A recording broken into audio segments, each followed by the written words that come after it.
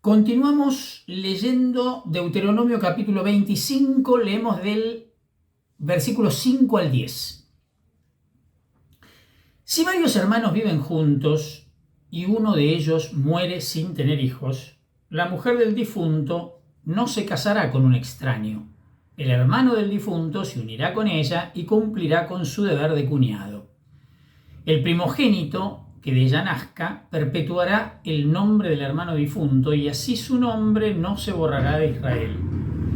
Pero si el cuñado se niega a tomarla por esposa, ella subirá a la puerta de la ciudad donde están los ancianos y dirá: mi cuñado se niega a perpetuar en Israel el nombre de su hermano y no está dispuesto a cumplir en mi favor sus deberes de cuñado.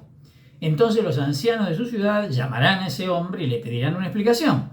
Si él persiste en su negativa diciendo no quiero casarme con ella, su cuñada se acercará a él en presencia de los ancianos, le quitará la sandalia del pie, lo escupirá en la cara y le dirá: así se debe obrar con el hombre que no edifica la casa de su hermano. Y en adelante se lo apodará en Israel casa del descalzo o del descalzado, según la versión que tengan.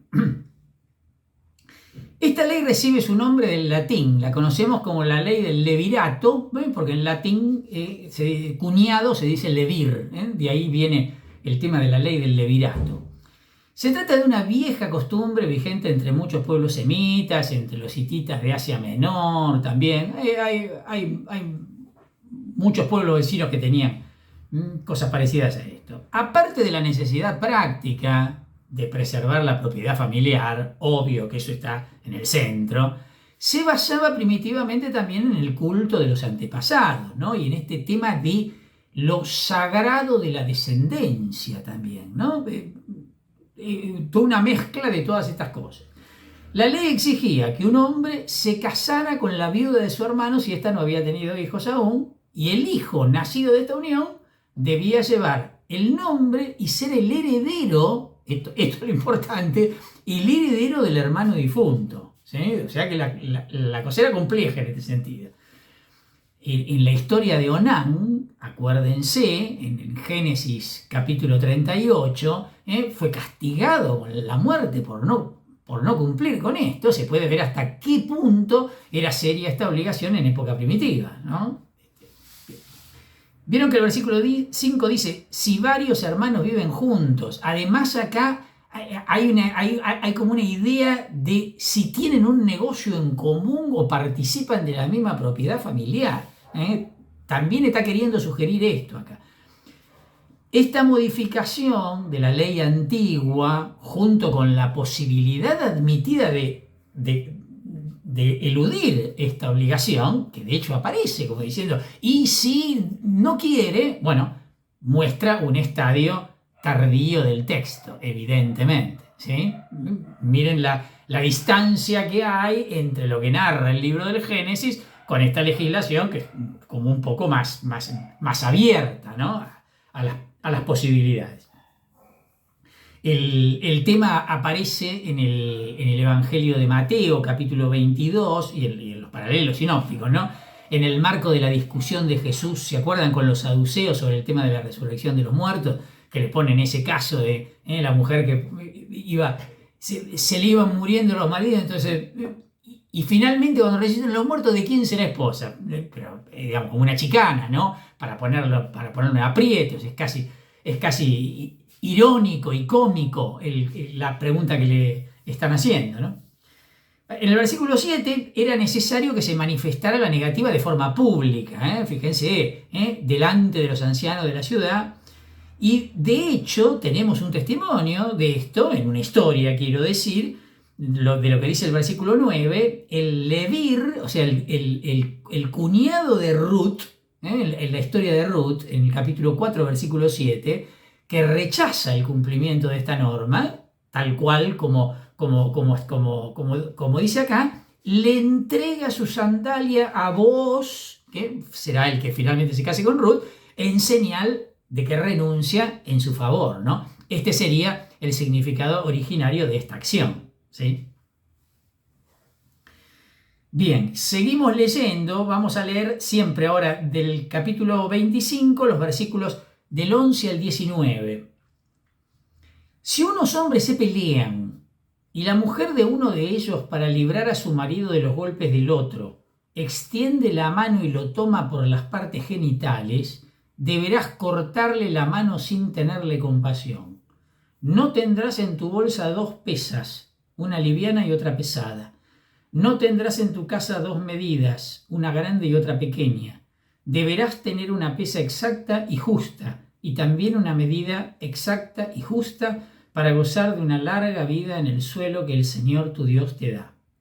Porque Él considera abominable al que procede de esa manera, a cualquiera que comete una injusticia. Recuerda lo que te hizo Amalec cuando ustedes iban por el camino después que salieron de Egipto, cómo te salió al paso y atacó por la espalda a todos los que se habían quedado a la retaguardia, agotados por el cansancio. Entonces tú estabas fatigado y sin fuerzas, pero él no tuvo temor de Dios. Por eso, cuando el Señor tu Dios te libre definitivamente de todos los enemigos que están a tu alrededor, en la tierra que Él te dará en herencia, borrarás de todas partes el recuerdo de Amalec. No lo olvides.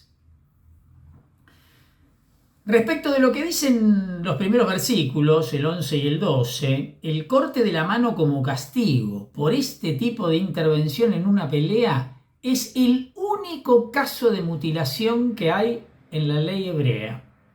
Lo digo porque en los pueblos vecinos había muchísimos casos de mutilación. Este es el único caso de mutilación que hay en la ley hebrea. Tal vez se aplique equivalentemente a la ley del talión, dado que yad, en hebreo mano, se emplea también para designar el órgano sexual masculino. Entonces, puede ser que provenga de ahí, ¿sí? Pero bueno, único caso, sea como sea, único caso. En los versículos 13 al 16 tenemos 2 breves leyes apodícticas seguidas por sus correspondientes prescripciones positivas que concluyen con una exhortación. Típico de un montón de leyes que estuvimos leyendo en el libro del Deuteronomio, ¿no? Es el estilo deuteronomista. En ellas se prohíbe tener diferentes pesas, literalmente dice piedras, ¿sí? Está bien, las piedras hacían las veces de pesas, y medidas para comprar y vender. Como ya dijimos varias veces, la insistencia en la justicia social es también un tema frecuente de los profetas del siglo VIII. Amós, Osea, Miqueas.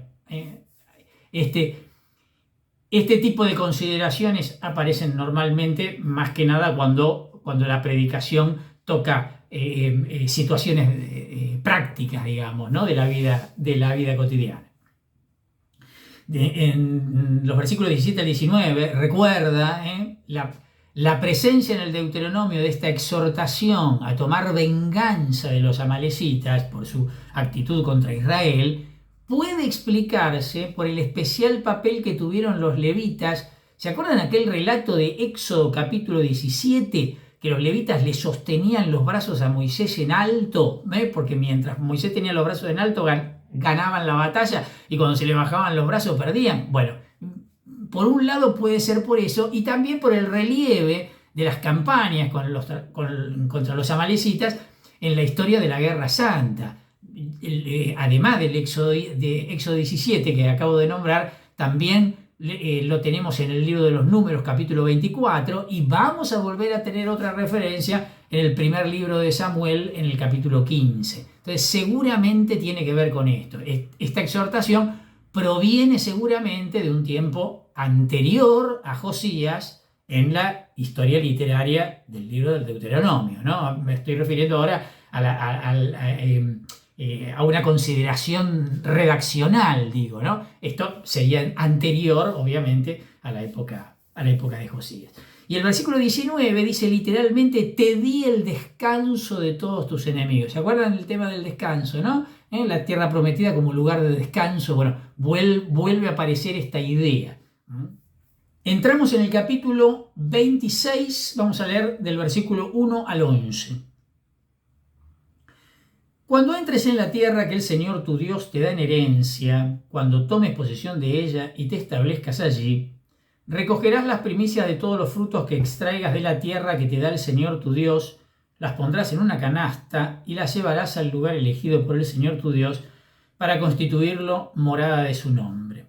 Entonces te presentarás al sacerdote que esté en funciones en aquellos días y le dirás: yo declaro hoy ante el Señor tu Dios que he llegado a la tierra que Él nos dio, porque así lo había jurado a nuestros padres. El sacerdote tomará la canasta que tú le entregues, la depositará ante el altar y tú pronunciarás estas palabras en presencia del Señor tu Dios. Mi padre era un arameo errante que bajó a Egipto y se refugió allí con unos pocos hombres, pero luego se convirtió en una nación grande, fuerte y numerosa. Los egipcios nos maltrataron, nos oprimieron y nos impusieron una dura servidumbre. Entonces pedimos auxilio al Señor, el Dios de nuestros padres, y Él escuchó nuestra voz. Él vio nuestra miseria, nuestro cansancio y nuestra opresión, y nos hizo salir de Egipto con el poder de su mano y la fuerza de su brazo en medio de un gran terror de signos y prodigios. Él nos trajo a este lugar y nos dio esta tierra que emana leche y miel. Por eso ofrezco ahora las primicias de los frutos del suelo que tú, Señor, me diste. Tú depositarás las primicias ante el Señor tu Dios y te postrarás delante de Él. Luego te regocijarás por todos los bienes que Él te concede, a ti y a tu casa, y también se alegrarán el levita y el extranjero que viven contigo. Esta ofrenda ya estaba prevista en el Código Elohista también. En Éxodo capítulos 22 y 23 se habla de esto. El texto no menciona cuándo debía realizarse, aunque probablemente era en la fiesta de los ácimos, en primavera, sería coherente. En los dos calendarios más antiguos se dice que no hay que presentarse en esta ocasión ante Yahvé con las manos vacías, tanto en Éxodo capítulo 23, el que acabamos de citar recién, como en Éxodo 34 también. El libro del Deuteronomio, capítulo 16, versículo 8, prescribe una asamblea solemne para los ácimos. Lo leímos hace un tiempo. Y el calendario sacerdotal indica la ofrenda de la primer gavilla también en esta fiesta, según lo que indica el capítulo 23 del Levítico. ¿Por qué digo todo esto?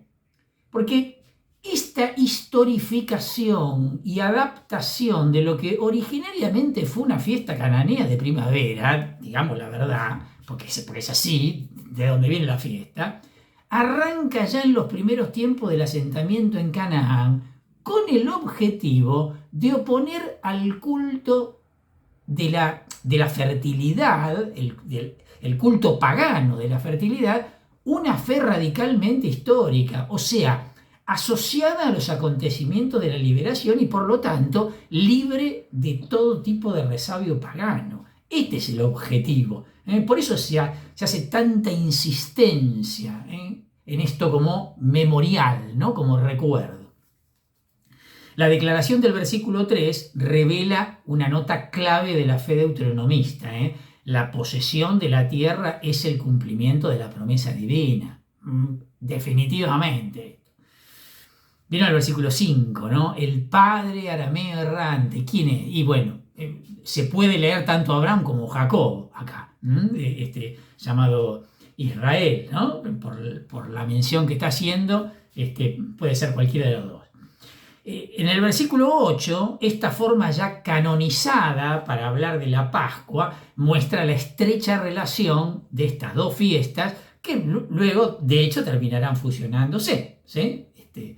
En Pascua y ácimos, ¿no? Y en el versículo 11, luego te regocijarás, una vez más aparece el tema de la alegría litúrgica, característica del libro del Deuteronomio. Seguimos leyendo, siempre en el capítulo 26, leo ahora del 12 al 15. El tercer año, el año del diezmo, cuando tomes la 10ª parte de tus cosechas y se la des al levita, al extranjero, al huérfano y a la viuda, a fin de que ellos puedan comer en tus ciudades hasta saciarse, dirás en presencia del Señor tu Dios: yo saqué de mi casa lo que debía ser consagrado y se lo di al levita, al extranjero, al huérfano y a la viuda, conforme al mandamiento que tú me diste, sin quebrantar ni olvidar ninguno de tus preceptos. No comí nada de eso estando de duelo, no consumí nada en estado de impureza, ni lo ofrecí como alimento a un muerto. Obedecí la voz del Señor mi Dios y obré en todo según lo que tú me ordenaste. Inclínate desde tu santa morada, desde lo alto del cielo, y bendice a tu pueblo Israel y a la tierra que nos diste, esa tierra que emana leche y miel, como lo habías jurado a nuestros padres. Sobre la ley de los diezmos, remítanse a lo que ya vimos en el capítulo 14. La distribución de los diezmos trienales, ¿sí? Acuérdense, se hacía en casa, pero aquí se prescribe una suerte de confesión, dice, en la presencia del Señor. O sea, está presuponiendo el santuario de la anfictionía, de la congregación de las tribus. Ya hay un pasaje acá. Después terminará siendo el templo de Jerusalén, obvio, ¿no? Pero digo, ya hay una diferencia. También ocurría en la fiesta de la siega, de ahí la referencia a la tierra de Canaán del versículo 15, ya que era una ocasión para festejar y beber en abundancia, etcétera, etcétera, ¿no? El versículo 13 dice lo que debía ser consagrado. Bueno, obviamente se refiere al diezmo que se reservaba para los más necesitados. En el versículo 14 dice, no comí nada de eso estando de duelo. En Oseas, en el profeta Oseas, capítulo 9, versículo 4, se alude al Lechem Onim, en hebreo, que se lo traduce por el pan de duelo o pan de lamentación. Y el profeta Ezequiel, en el capítulo 24, 17, se refiere al pan del hombre también en un contexto de lamentación. ¿Por qué estoy haciendo esta referencia? Porque quizás se trataba de una lamentación por el Dios de la fertilidad, cuya muerte, sepultura y resurrección eran parte de un mismo ritual. ¿Sí? Piensen ustedes que en la agricultura se da este proceso, digamos, natural de muerte, sepultura, resurrección, ¿no? En la nueva forma de la semilla. Bueno, es probable que entonces quiera decir que yo no tengo nada que ver con ese tipo de cultos, ¿no? Ni lo ofrecí como alimento a un muerto, dice. El empleo del singular hace pensar también en un banquete funerario en honor del dios cananeo de la fertilidad. Otra vez, tenemos otro indicio más. Y la oración del versículo 15 es muy parecida a la plegaria deuteronomista en la dedicación del templo que aparece en el primer libro de los Reyes, capítulo 8, versículo 43. Miren lo que dice. Escucha tú desde el cielo, desde el lugar donde habitas, y concede al extranjero todo lo que te pida. Así todos los pueblos de la tierra conocerán tu nombre, sentirán temor de ti como tu pueblo Israel, y sabrán que esta casa que yo he construido es llamada con tu nombre. Evidentemente hay una asociación o por lo menos tienen que ver con la misma redacción, ¿no? Leemos los versículos 16 al 19 del capítulo 26. Hoy el Señor, tu Dios, te ordena practicar estos preceptos y estas leyes. Obsérvalas y practícalas con todo tu corazón y con toda tu alma. Hoy tú le has hecho declarar al Señor que Él será tu Dios y que tú, por tu parte, seguirás sus caminos, observarás sus preceptos, sus mandamientos y sus leyes y escucharás su voz. Y el Señor hoy te ha hecho declarar que tú serás el pueblo de su propiedad exclusiva, como Él te lo ha prometido, y que tú observarás todos sus mandamientos, que te hará superior en estima, en nombre y en gloria a todas las naciones que hizo, y que serás un pueblo consagrado al Señor como Él te lo ha prometido. En consonancia con el esquema general de la alianza, tenemos aquí una recapitulación final que continuará en el capítulo 28 recién con las bendiciones y maldiciones, ¿sí? Ahora vamos a hablar del capítulo 27 enseguida. En el versículo 16 otra vez aparece el litúrgico, ¿se acuerdan? Hoy, en este día, el día de la actualización, ¿sí? El versículo 17, la aceptación de este nuevo vínculo surgido de la alianza se expresa en la fórmula típica, yo soy tu Dios, ustedes son mi pueblo. Esta fórmula que va a aparecer repetidas veces en los profetas. Y en el versículo 19, la santidad, es decir, la consagración, deriva justamente de este nuevo vínculo creado por la alianza. Entramos en el capítulo 27. Vamos a leer desde el versículo 1 al 13. Moisés y los ancianos de Israel dieron esta orden al pueblo. Observa íntegramente el mandamiento que hoy les prescribo. El día en que crucen el Jordán para ir a la tierra que el Señor tu Dios te da, erigirás unas piedras bien grandes, las blanquearás con cal y escribirás en ellas todas las palabras de esta ley. Harás esto cuando cruces el Jordán para entrar en el país que te da el Señor tu Dios, esa tierra que emana leche y miel, como el Señor, el Dios de tus padres, te lo ha prometido. Después de cruzar el Jordán, pondrán esas piedras en el monte Ebal, según instrucciones que hoy les doy, y las blanquearán con cal. Allí erigirás también un altar de piedra en honor del Señor tu Dios. No usarás ningún instrumento de hierro para trabajar las piedras, porque el altar del Señor deberá estar construido con piedras intactas. Ofrecerás en él holocaustos al Señor tu Dios, inmolarás sacrificios de comunión. Allí comerás y te alegrarás en la presencia del Señor tu Dios, y escribirás en las piedras, con rasgos bien claros, todas las palabras de esta ley. Después Moisés y los sacerdotes levitas se dirigieron a todo Israel en estos términos. Calla, Israel, y escucha. Hoy te has convertido en el pueblo del Señor tu Dios. Escucha la voz del Señor tu Dios y practica los mandamientos y las leyes que hoy te prescribo. Aquel día Moisés dio esta orden al pueblo. Después de cruzar el Jordán, las tribus de Simeón, Leví y Judá, Isaacar, José y Benjamín estarán en el monte Gerizim para proclamar la bendición al pueblo. Y las tribus de Rubén, Gad y Aser, Zabulón, Dan y Neftalí estarán en el monte Ebal para proclamar la maldición. La mayoría acepta que este capítulo no está en armonía con el resto de esta última parte del libro y que presenta muchos indicios de redacciones sucesivas. Para poner algunos ejemplos así evidentes que saltan en la lectura, ¿no? Moisés y los ancianos hablan en el versículo 1 y los sacerdotes levíticos en el versículo 9. Moisés solo en el versículo 11 y los levitas en el versículo 14. Miren la ensalada, Hay dos mandatos de levantar piedras, no sé si se fijaron, inmediatamente después de cruzar el Jordán, en el versículo 2, y en el monte Ebal, en el versículo 4. Otra más, los levitas son enumerados entre las tribus en el monte Gerizim para proclamar la bendición del pueblo, en el versículo 12.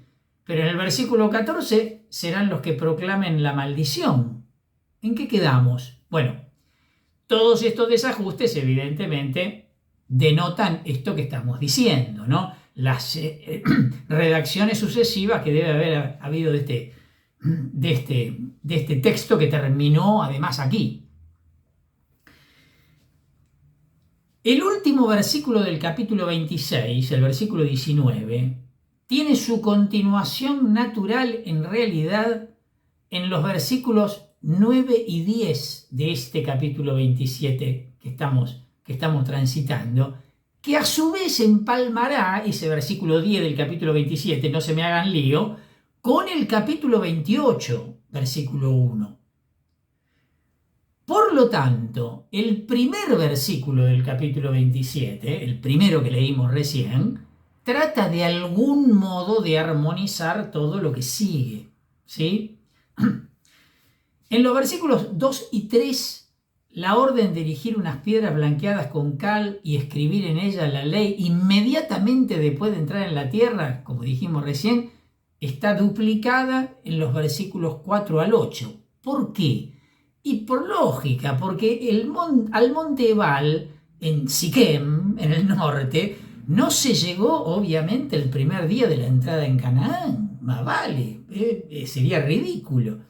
Esto puede ser una reelaboración de la tradición sobre las piedras conmemorativas que vamos a encontrar en el relato de Josué, capítulo 4, cuando narra justamente el cruce por el Jordán, y puede que provenga entonces del santuario de Gilgal, ¿sí? Que está así inmediatamente de donde los israelitas ingresaron a la tierra prometida después de cruzar el río Jordán. El versículo 4 generalmente se admite que estos versículos del 4 al 8 son el comienzo de una tradición más antigua asociada a la tradición eloísta que luego fue retocada con el estilo deuteronomista y que fue colocada finalmente en este punto, ¿sí? en este proceso de redacciones sucesivas. El monte Ebal está situado al norte de Siquem, frente al monte Garizim. ¿Por qué digo esto? El Pentateuco samaritano, los samaritanos como pueblo tenían su propio Pentateuco, prácticamente igual, obviamente, al hebreo, pero en este caso dice el monte Garizim, por lógica, porque Garizim era la montaña sagrada de los samaritanos, ¿sí? Las blanquearán con cal. La frase, evidentemente, me estoy refiriendo a estos versículos 4 al 8, fue tomada del versículo 2, al haber introducido el texto de Siquem, que de hecho, fíjense que provoca un cambio abrupto del singular al plural. No sé si se dieron cuenta, pero evidentemente hay un escalón acá en el texto. En los versículos 5 al 8 dice erigir un altar, ofrecer sacrificios y comer el banquete sacrificial, poner por escrito la ley de la alianza. Todo esto encaja en la estructura de la realización de la alianza y tiene bastantes puntos de contacto con el código eloísta que decíamos recién, el que ya habíamos leído nosotros en el libro del Éxodo capítulo 24, ¿no? Y también tiene puntos en contacto con la ceremonia de Siquem que va a describir el libro de Josué capítulo 8. Está emparentado con estos dos textos. Los versículos 9 y 10 son continuación, como les dije, del final del capítulo 26, porque retoman, fíjense, el tema de la elección y de la consagración de Israel, y unen el pasaje con el capítulo 28, versículo 1, que viene luego. En cuanto a la referencia a los sacerdotes levitas, el Deuteronomio los convierte en custodios del arca y de la ley contenida en ella. Esto ya lo sabemos, y va a volver a aparecer esta misma idea con fuerza en el capítulo 31. En el versículo 11 continúa el relato de la ceremonia celebrada en Siquem, ¿sí? Y los versículos 12 y 13, esta frase introductoria no es deuteronomista. De hecho, las bendiciones y maldiciones del código deuteronomista, lo vamos a ver pronto, se encuentran en el capítulo 28. El Garizim está a la derecha de Siquem y el Ebal a la izquierda. Fíjense, aquí encontramos el modelo del sermón del llano de Lucas. ¿Se acuerdan del sermón del llano de Lucas? Que tiene el mismo comienzo que el sermón de la montaña de Mateo, pero Lucas tiene la característica que después de las bienaventuranzas pone las malaventuranzas, por decirlo de alguna manera, los ayes, ¿no? Pero ay de ustedes los ricos, ¿se acuerdan? ¿No? Felices los pobres, pero ay de ustedes los ricos, que eso está ausente en el Evangelio de Mateo. Bueno, Así como antes habíamos dicho que en el marco de la ley había algún texto que tenía como una estructura similar a lo que encontrábamos en el capítulo 6 del Evangelio de Mateo en relación con el Sermón de la Montaña, bueno, de manera equivalente en este tema de las bendiciones y las maldiciones que aparecen acá, también encontramos una suerte de paralelo con las bienaventuranzas y malaventuranzas del Evangelio de Lucas en el capítulo 6.